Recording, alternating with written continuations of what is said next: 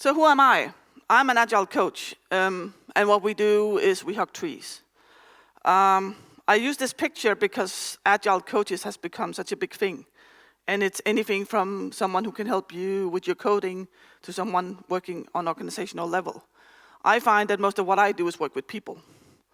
I started out with all the processes because processes are cool and I like small boxes I can put things into. But I found out that people and how we motivate people and the brain is actually much more interesting. I'm also a speaker, so I speak at a lot of conferences. Some of the stuff I do is Agile, but I also speak about a lot of the stuff we don't talk about, like the fact that a lot of people in our industry have stress and depression and anxieties. I talk about imposter syndrome. But that's not what I'm going to talk about today. I'm also a big hugger, because for me, hugging is about seeing each other, giving a little bit of our attention to another person. And that is something we don't do in our world. We are way too busy just passing each other, which also means I give non-physical hugs, because another part of what I do is I preach about respect, and I preach about making things safe. So I started out with the hugging because a lot of people don't like hugging. So I started talking about why do we need to have safe hugs? Why do we need to take care that the other person actually wants this?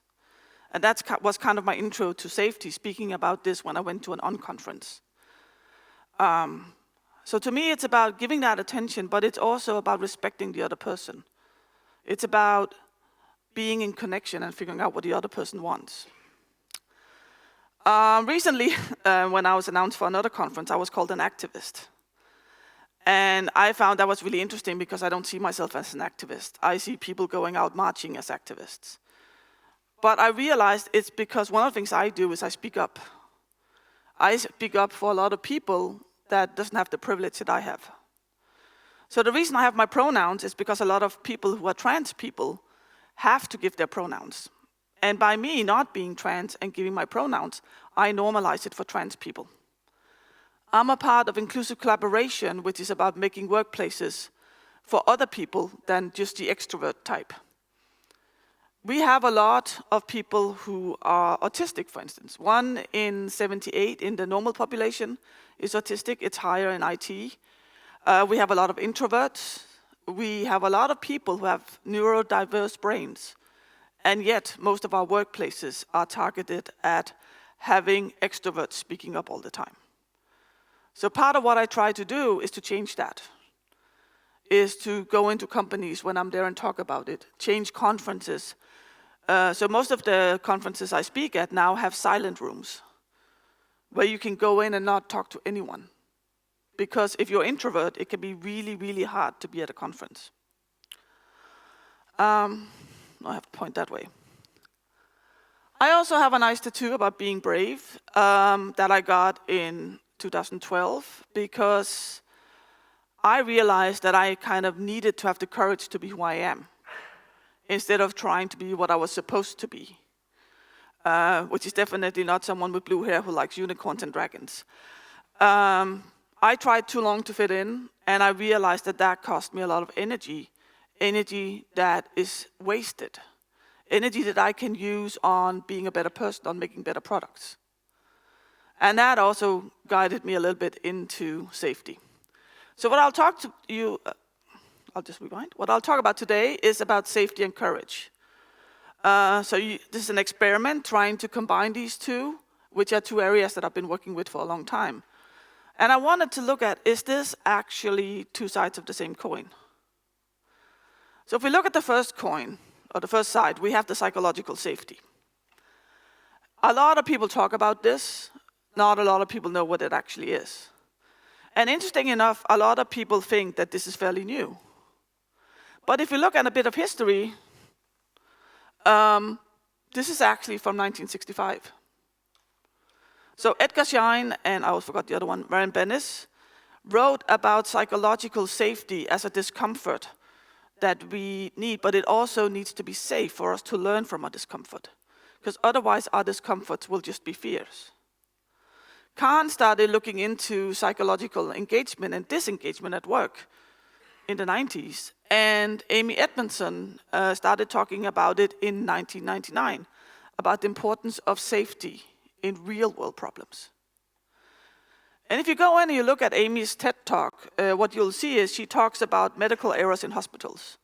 So she was doing a project about looking into why do we have so many medical errors in hospitals. She looks at a lot of different departments in the hospitals, a lot of different areas, and she realized something that didn't make sense. It looked like the areas that had the best working environment had the most medical errors. And there was something not really working that way. So she went in and she had a research assistant go in and check the results. And it turns out that they did not have more medical errors. They admitted more medical errors because if you had a good working environment, they felt safe enough to admit that they actually made a mistake. So we see this in a lot of situations where we are afraid of authority. We are afraid of looking stupid, so we don't admit our mistakes. If we don't look at our mistakes, if we don't bring them up, how can we learn from them? So if we look at the IT industry, and one of the reasons I think it's so much up and a buzzword nowadays is Google.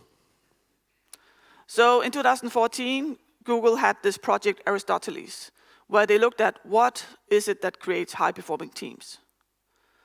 They wanted to figure out what is the recipe for high-performing teams, and they got a result that they did not expect. So they got 5 things that were really important, but the single most important thing for having a high-performing team was having psychological safety. And because Google is Google, Google is big, there's a white paper of this, you can go and you can read it, it's public. This has become something we speak about more and more. And Modern Agile, the earliest I've found from it is 2016, talks about making safety a prerequisite. It is something we started talking about. We talked about physical safety for so many years. In our factories, we know what we're supposed to do. We know we're supposed to wear a helmet. We know that we are, if you're on an oil rig, you know that you need to wear protection for your ears. We have all these things. And yet we haven't looked at what about the psychological environment? Which is quite interesting because what we use is our brains. Most of what we do is just using our brains. Of course, we type a bit and we talk. But really what we're using is our brains. Why are we not taking care of that? Why are we not taking care of that our mental state, that our brains, that how we feel is actually safe? So this is popping up more and more. So I prefer this definition. It's about showing and employing oneself without fear of negative consequence for self-image, status, or career. So this is what psychological safety is.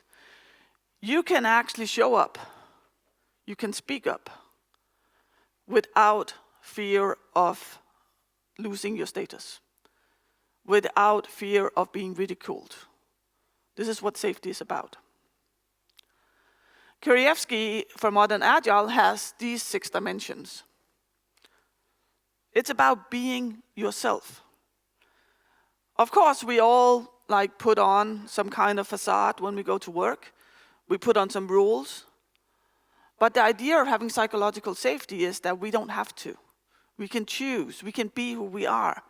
We don't have to be professionals and put on a suit and look the same way. I know a lot of people who say emotions do not belong at work. And actually, I think that is totally wrong. Emotions do belong at work. Most of us go to work because we like what we do. Most of us took a long education. You don't take a long education unless you like what you do or you're really, really stubborn. We care about what we do. We choose what we do. We choose our workplaces. Emotions do belong there. And if we don't bring ourselves to work, we spend time hiding that. We spend energy hiding that. If you come to work and you had a fight with your spouse yesterday, you're going to be a little bit grumpy. If that is something you hide, people are just going to think you're that grumpy dude. But if you say, you know what, we had a fight yesterday, I'm going to be grumpy today, all of a sudden you become human. You're not that grumpy dude. You're someone who had a fight yesterday. And the other part of that is that we can find our individuality. We can find our diversity, and that's what we need to produce good stuff. It's also about not being afraid to make mistakes. The thing is, if we are afraid to make mistakes, then we don't take risks. So that's another one of them, not being afraid of taking risks. The world moves fast. If we want to produce new things, we need to take risks. We need to make mistakes. Because if we don't make mistakes, it means that we are staying in the safe area, very, very safe area. Most inventions that come out, or most new things come out, is because we make mistakes. And some of them turn into something good. We often talk about the Post-it, which was supposed to be really, really strong glue. And now the Post-it is a big success. What we then forget to talk about is all the other things that was not a success. So often when we talk about that it's okay to make mistakes, we talk about the things that became a success. We need to also talk about these are the things that did not become a success. But that means that I tried a lot of ways. I think it was Edison who said something like, I didn't before I invented the light bulb, I found 1,000 ways of not inventing the light bulb. To be able to make new things, we need to make mistakes. In the last company I worked at, one of the teams actually decided to make more psychological safety. They wanted a fuck-up of the week on Fridays. So they would start every Friday morning by saying, okay, this is the fuck-up of the week. This is the most stupid mistake I made this week. I tried this, it didn't work. And then they could learn from that. It's about asking questions. And we are often saying that we are really good at asking questions.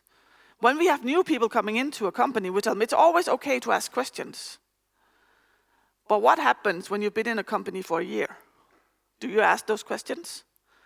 Or are you supposed to know? What happens when you've been there 10 years? Do you ask those questions? Now you're one of the old guys. You're supposed to know all these things. If you're afraid to lose your status, you're not going to ask these questions. It's also about raising the problems that we see. Some of the examples that Amy Edmondson uses in her TED Talk is about airplanes going down because the co-pilot was afraid to raise the problem to the pilot because he was an authority. We need to be able to raise problems, and we need to be able to disagree. So these are the elements that Kirievsky has, and I really like these because I find that they give a very nuanced picture on what psychological safety is. So if we look at this, what good is psychological safety? Do we actually need it? I saw someone who wrote, we don't need psychological safety, it's something that consultants made up so they can go in and help people. But actually, it will help us with these things. It will help us ask questions. It will help us admit mistakes. It will help us offer ideas, and it will help us challenging norms. And when we just look at these, it's like, of course it is. We can do that. How hard can it be? The thing is, that's not what we do. Instead of asking questions, we sometimes just stay quiet because we don't want anyone to see that we don't know. Instead of admitting the mistakes, we hide them because we don't want to look incompetent. And when we make mistakes, in a lot of situations, we feel like we're incompetent. We don't offer ideas because we are afraid to look intrusive. And all of this also depends on what position you have. If you come in as a newbie, like the first month, you're going to present a lot of new ideas. And then once all the senior developers have told you, we already tried that, that's not going to work, blah, blah, blah. You stop doing this. You don't want to be the intrusive ones. And again, challenging norms, what we often do is we sit back because we don't want to be the negative one. We don't want to be the one who always causes problems. So this is why we need psychological safety. But when you look at it, it's like, do we need it? Can't we just do this? I mean, if we look at it, it's easy. If you see at the co-pilot, I mean, if he sees a problem, of course he should tell the captain. But the problem is, we are human. If we were not human, it would be so much easier. Because if we were not human, we wouldn't be as afraid. We wouldn't respect authority as much. We have so many things built into us. Like the fact when I come into a company as a consultant, just the fact that I am a consultant means that my words are more important than someone else coming in. Because everyone knows that they're paying to get me in. I'm the expert. So even though we think we are logical and listen to the words that's being said, we also listen to the position. We like people who are like us. Someone mentioned earlier about the amount of women we have here. One of the problems is that it's ingrained in our brain that we like people who look like us. Because in the good old days, when we were on the plains and fighting, those were our friends, those were our tribe. We are simply have it in our brain that we want to be with people who are like us, and we like them. That's the easy way. So we need this because we are human. We have to look at things as they are.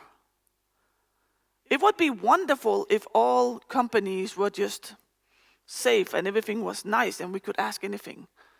But that is just not how life is. We are not all brave. We don't always know what to do. But if we accept that this is the way things are, we can start working on it. If we accept this is how things are, that people are afraid. Someone said to me, well, all the good developers are just going to move on to a different company if there's no psychological safety. That's not how it works. Even if you are the best developer in the world, you may feel insecure. Or you don't have the money to actually be without a job for a month because you need a specific kind of medication or whatever. There's so many things that matter. It's not just about being good at something and then we can just leave and find another place. And then eventually all places will be safe. The other part of it is it's damn hard to achieve. The last company I worked in, we decided that we wanted to focus on this. We did a training with each team. First we did a training where we talked about what is psychological safety. And not only what is it in fancy words, but what does it mean to us? Does it mean that we can't tell a joke, for instance, because we don't want to offend anyone? No, but it means that if you tell a joke that offends someone, they feel comfortable enough to come up to you and talk to you about it. And that you can learn from it. Because we all make mistakes, we're all humans. So we worked on this. We had these workshops where we worked with people. And then in the next quarter, we went into each team again.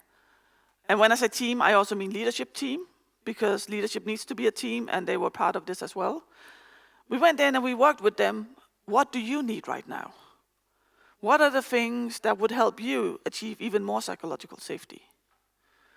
And some of the stuff was really, really simple, like, I don't feel comfortable making code reviews or peer reviews because I'm afraid to hurt someone if I tell them their code is not well. Something we hadn't considered at all. So we put up a feedback training and helped them learn how to give each other feedback. We hoped that we could make them so safe that they would feel comfortable changing from team to team if that was necessary. We tried to make leadership available so that it could come to them. It took more than a year before these things started happening. Before they started changing teams. It took more than 6 months before they started feeling comfortable enough coming to leadership, even though we had all these trainings, we talked about it. We even had nice posters on the wall with stuff that we actually did. We had the leaders say over and over and over again, please come to us. And still it took more than 6 months. It took more than a year before we saw people changing teams. And it did happen. All of a sudden we saw developers who would be afraid to speak up before, who will now do the demo in front of the whole area. That was great, seeing that. They might not be the best at presenting, but they were proud of what they did, and they were introducing it to 50 people. Whereas before, they might even feel uncomfortable introducing it to their own team. They became less afraid of trying new things. And it doesn't mean that safety is comfortable. I think that's another misunderstanding that I see a lot, is that people think psychological safety means that it's comfortable, that it's all nice and we all feel good and we sit and hold hands and sing songs, almost.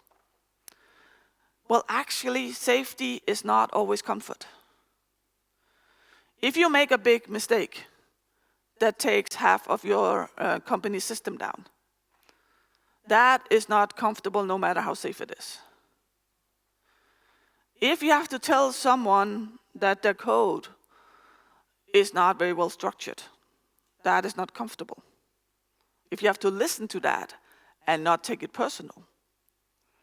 If someone is not feeling well, that's not very comfortable.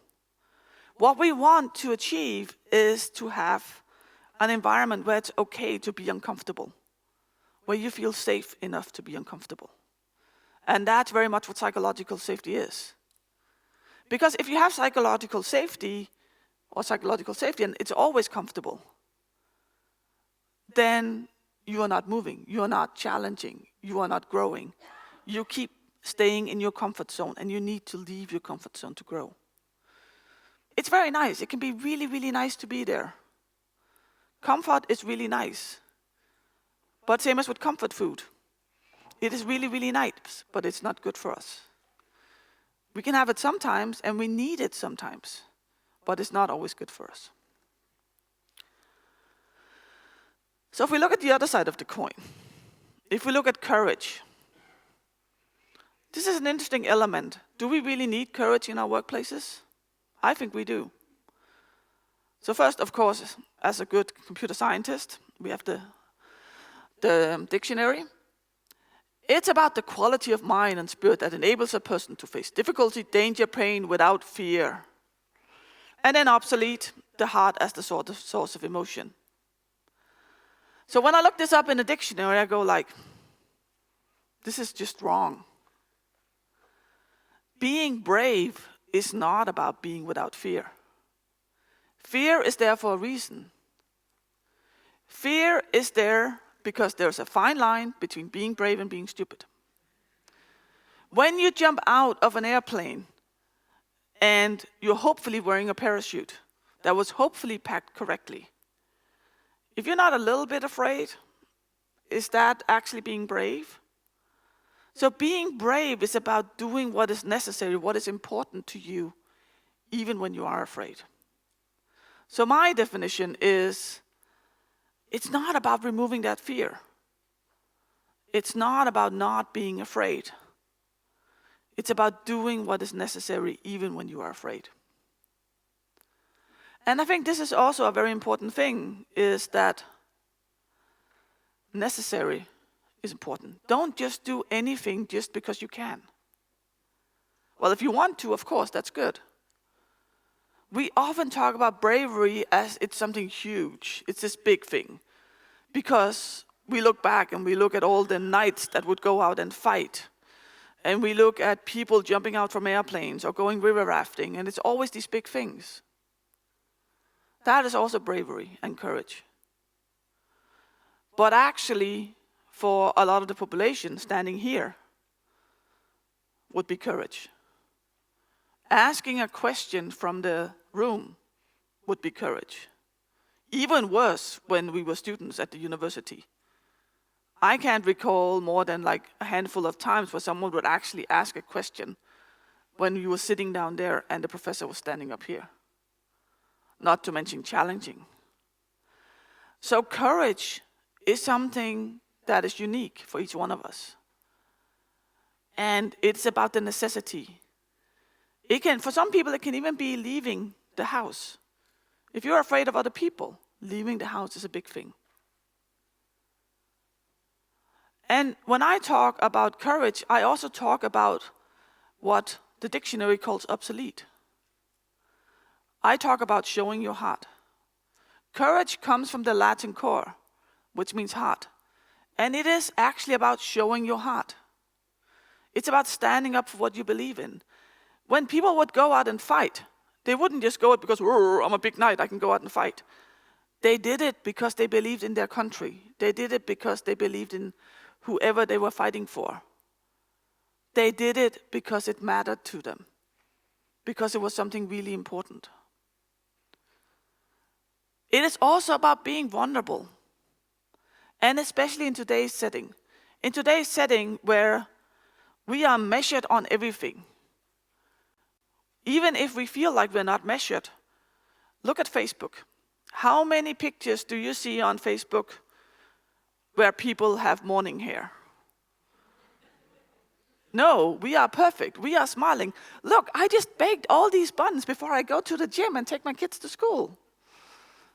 Nobody shows the pictures of, fuck, I hate all my kids. I just want to kill them and put the buns all the way down the, Nobody shows those pictures. We are getting measured on our perfect lives. If I put up a silly picture because my hair looks like B1 or B2 from Dr. Seuss, my brother-in-law goes, why do you put up pictures where you look like that? Because it's not perfect. We get measured all the time. And this means that we become afraid to be measured. This means that we are not vulnerable. All of a sudden, being vulnerable, opening ourselves up, I really don't like this. Not having our facade, that is also what courage is. And then it's about standing up for what you believe in. And I think this is also something we don't talk about a lot. When you go into a workplace, you talk about, stand up for what you believe in. And again, we look at the big things. We look at the climate marches that's going on right now, and people go marching for a better climate, for us to actually do something. But what about speaking up in your team if you want to do test-driven development and nobody else wants to? What about standing up for those things? What about standing up for maybe putting Slack into your planning when everyone else really wants to? But we are not efficient if we don't have Slack in our plan. We want a nice plan that's filled out. Or we want full-stack developers. I saw a really good tweet, a guy saying, I'm a full-stack developer. If one more thing comes on my stack, there's overflow. We are supposed to have all these things, and we need to stand up for these things. And that is a lot about what courage is. And it might seem soft. And maybe courage is soft. Maybe we need some of these soft skills to be able to create good workplaces. And of course, there's a danger about being vulnerable. If you are literally vulnerable in a fight, people can kill you. If you are mentally vulnerable, people can hurt you. For the first almost 40 years of my life, I've had a nice facade. Nobody could hurt me. Or rather, I thought they couldn't because it builds up inside. Pulling away that facade and being vulnerable has been amazing. And yes, I still get hurt. Because we are not always nice as humans. But the benefit that I get from that is so much more. Oh, and by the way, the reason I have this, because I hate needles and I have a tattoo, and right now I'm actually getting a whole arm. Tattooing and hating needles doesn't go well, but getting the final result for me is really important. So that's kind of part of my courage. I talked a little bit earlier about comfort zones. I talked about how when we have the psychological safety, if we don't challenge that, if we don't challenge the comfort, we will just stay in there. And that's kind of the green area. And I use this also when I talk about courage. If we are in the green zone, we don't need courage. Everything is nice, we know what we do, everything is good. If we want to start learning, we need to move out into the yellow zone. We need to make it a little bit difficult to move out there. We need to try something that we haven't tried before. We have to do something. And that is really scary. But that's okay. But the thing is, we need to then step back into a comfort zone. So that's the interesting part, is we often forget with these things, is that We talk about, oh, we should all step out of our comfort zone and learn and grow. Yes, we should. But unless we go back, we drift out into the panic zone. We drift out into where it's really dangerous, where our body and our brain start to say no, where we start to get stress, where we start to get anxiety, where we start to get panic attacks and depressions, where we get brain damage and heart damage because we are stressed. So unless we move back, sometimes we're going to drift out there. And I used to always draw it like this because, we talk about comfort circles and it's nice, and until I realized that it's not always like that. We all have days like this where our comfort zone is like, if I just stay in my bed under the covers, I'm going to be fine. And I don't really want to talk to anyone, not even the people in my own apartment. We all have these days. And then there's the other part that it's actually context dependent. How many of you feel like, oh yeah, I'm really good at what I do, I'm confident, then you go home into your family, and all of a sudden you're the baby sister again, because that's the role you always had. Or maybe you didn't sleep. Like if I don't sleep enough, my comfort zone becomes smaller and smaller. If I get too stressed, my comfort zone becomes smaller and smaller. This is very context dependent. What we can do, we can try to grow these things. We can try to make the green circle bigger and bigger. But we also need to acknowledge that sometimes it's just really, really tiny, and that is okay. So basically, courage is like running. If we really want to be brave, we need to exercise. We need to try out things. And try out things, I would like to repeat that, doesn't have to be jump out of a building or whatever. It can be leaving your apartment one day. It can be speaking up in your team. We need that. But we also need rest. If we, like any other muscle, if we don't kind of rest it, it's going to get strained, it's going to get broken. You're going to damage, like you do go running, you damage your knee. And you can't run for the next 6 months. Same thing happens to your brain. If you challenge it too much, you might break down.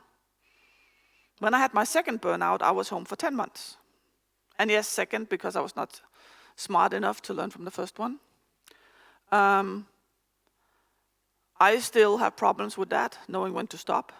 Trying to learn. And we also need nutrition. When you run, and especially if you run far, you need proper nutrition. You need to be able to have your body running for a long time, or a short time, depending on what you do. If you want to do sprints, you need a specific kind of nutrition. When you train, you need proper nutrition. Our brain needs the same. We need to be challenged. We need to maybe watch a TED Talk, go to a conference, talk to someone, read a book, watch a movie. Or even better, do nothing. It turns out that when we do nothing, it's really good for the right frontal lobe. If we keep our brain active all the time, our right frontal lobe literally shrinks. As in literally, you can weigh it, it shrinks. Problem with weighing it is you have to kill people first. That's not a good thing. This is where our creativity is. This is where innovation is.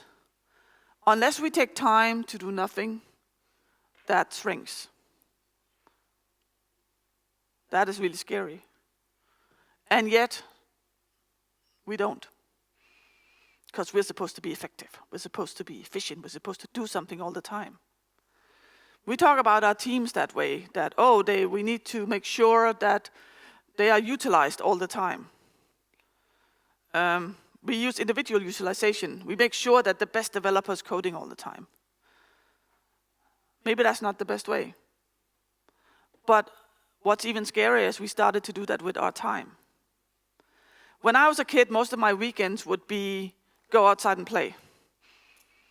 Sometimes we might go to the zoo, if we were lucky, maybe twice a year. Or if there was a circus in town or something like that. But most of the time, you would go out, you would play. If it was raining, you would go inside and play. What do kids do nowadays? They have their dancing and their football and their hockey and their riding. And besides that, we have to go to this museum and we have to do this and we have to go out and eat and buy. We have all these things, and that's just the kids. And we are even worse. When was the last time you had a weekend where you did nothing? We are not supposed to. We're not supposed to waste time. But wasting time from one side can be resting the brain from another. So I talked about courage. I talked about psychological safety. Is it actually two sides of the same coin? Oh, by the way, I would like to thank my friend Lena for taking these pictures because I couldn't find pictures online. So she spent half of her evening yesterday taking pictures of coins. In some ways, it is two sides of the same coin.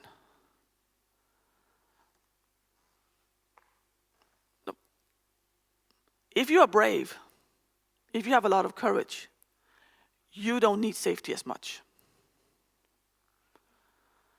One of the things that I am blessed with is confidence about what I do now, not 5 years ago. That means that I need less safety to speak up. I am okay with being the only one in the room with blue hair. I am okay going into a place, talking to management in my sneakers, if that's what I feel like that day.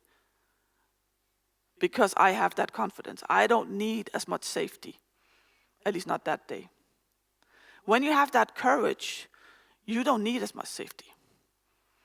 So maybe it is something. The other part is, if you have a safe environment, you don't need to be as brave. Because if you have a safe environment, all of a sudden, it is not brave to make a mistake. It is safe to fail. It's okay to be yourself.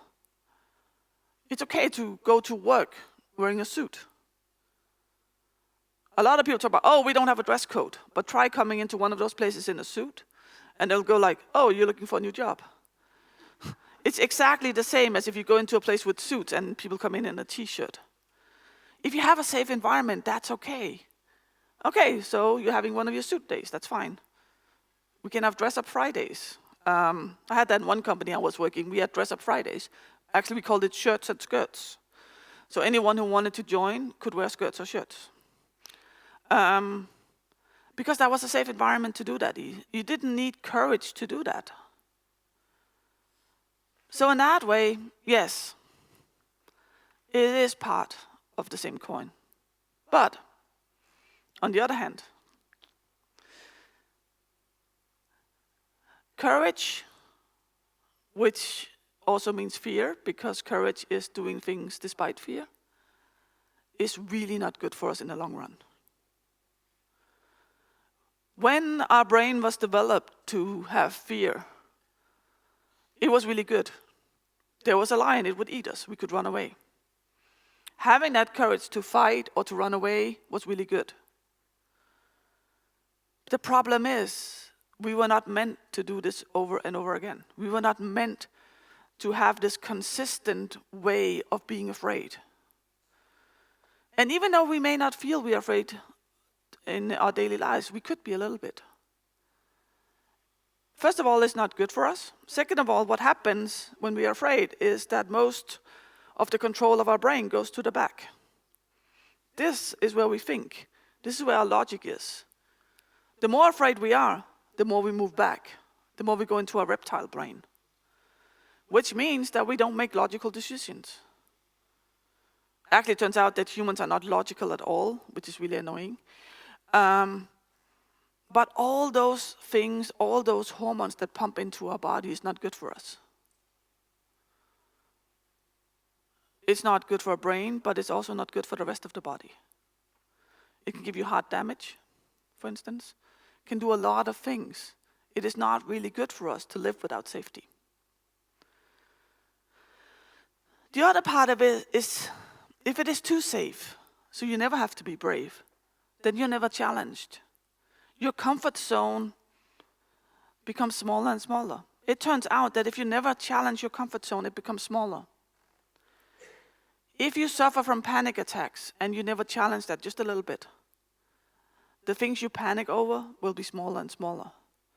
Maybe you start out by being afraid of flying, and then you never challenge that.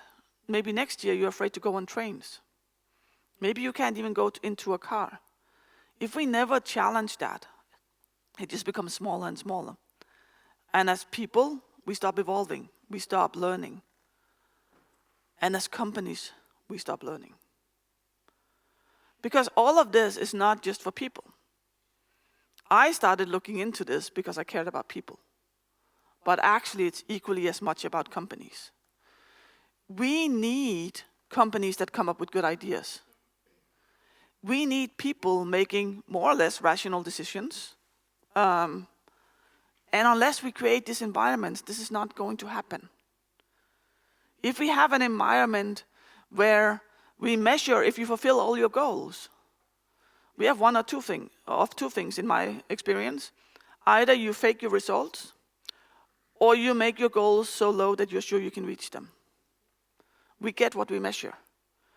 If you have an environment where it's not safe to fail, you make sure you don't fail.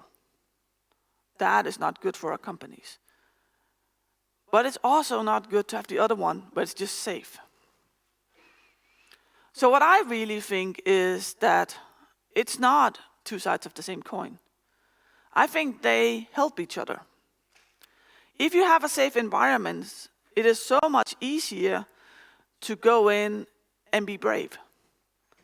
Because you know if you do something wrong, it's okay. It might damage something, but we can fix that. We can figure out what went wrong, we can make an apology, we can fix it. Or maybe we can't fix it, but then we learned.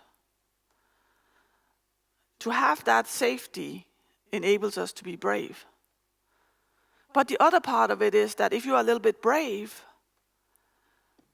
that means that you can actually go in and make it more safe. Because if you are brave enough to be vulnerable, if you are brave enough as a leader to go in and said, I know I told you to do this, but that was actually a mistake. Can you help me find a better solution? If you show your vulnerability, if you are brave enough to do that, that creates a safer environment. Being a role model is really, really scary because everyone looks at you. One of the problems with getting more women into IT is that we don't have role models, enough role models. Another problem with that is that the ones who are role models sometimes just want to puke if another one asks them to talk about what is it like to be a woman in IT. Because we tried this 8 million trillion times. And please, can I not talk about this anymore? But also because standing up there is scary. I know this sounds unlikely, but in 2006 I was afraid to talk in my team. That was one of my goals from my manager, to be able to speak when my whole team was there. And we had this amazing campaign about how to get more women in IT. And I saw these 4 perfect women who baked the right kind of bread and exercised and had their kids and had a good career. And I was like, how on earth are we going to get women in? They look at this and they go like, oh, they're all perfect. How do I fit in? And then they come into the companies and they meet us. I found out later that it turns out that these are 4 real women, and I met one of them. But what I did was I called the IT organization in Denmark and said, would you like a role model that actually exists? Because I got so angry that I had to do this. I used my courage to overcome my fear. And I started going into high schools and talking about this, but it was really scary. But by showing that vulnerability, by going in and telling this is how it is, I showed a lot of girls that IT is an option. And as I moved on and not only talked to girls, but to whole gymnasiums, I also showed a lot of guys that it's okay to not be that geeky guy who can code with his hands behind his back. Because that's also another picture that we see. We don't only need the girls in IT or the women in IT. We also need the guys who are not going into IT today. We need all of them. And by being that brave thing, you can create a safe environment. By being vulnerable, you can create that safe environment. Because by being vulnerable and by being who you are, by being authentic, other people will feel maybe it's okay to be authentic. By making mistakes, by not being perfect, you make it safer for other people. And then I happened to find an old quote that I did. It's always nice. By using comfort and growth as partners, growth can become more sustainable and larger. It is a dance between the two. The growing and the learning goes together with the safety. And by having that, both of them will become bigger. So actually, it's not about having two sides of the same coin. It's about having them amplify each other. It's about taking these coins and making it more. That is what courage and how psychological safety go hand in hand. So, a wrap up. Psychological safety is important. It is really important. It helps save lives, literally, and it helps us make better things. And it is not always comfortable. Courage is helpful in so many things, and it's very individual.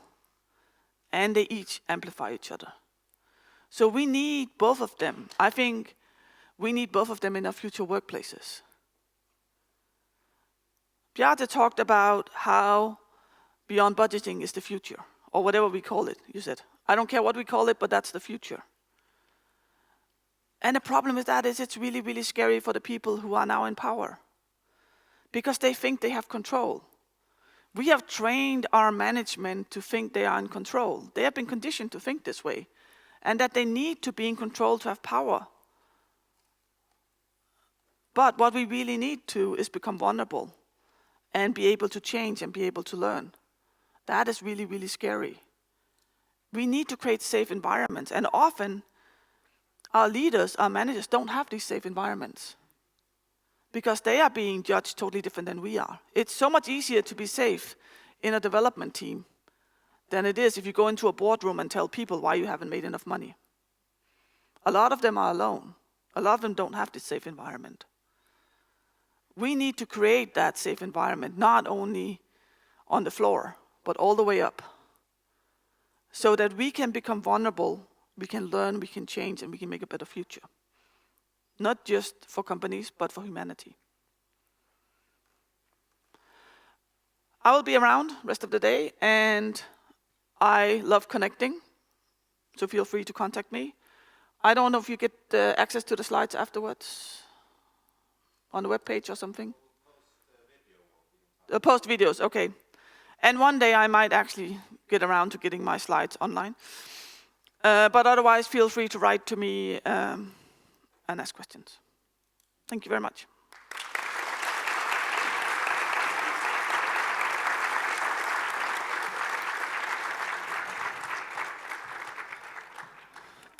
We have a little bit of time before lunch. Yes, we have time for questions. Yeah. So the question is, if we if we say that we can actually create safe environments, but the pace today is so fast, how do we ensure that we have time to get back into our comfort zone, so that we don't go into the yellow or the green or the red area all the time? And I think we need to make deliberate decisions.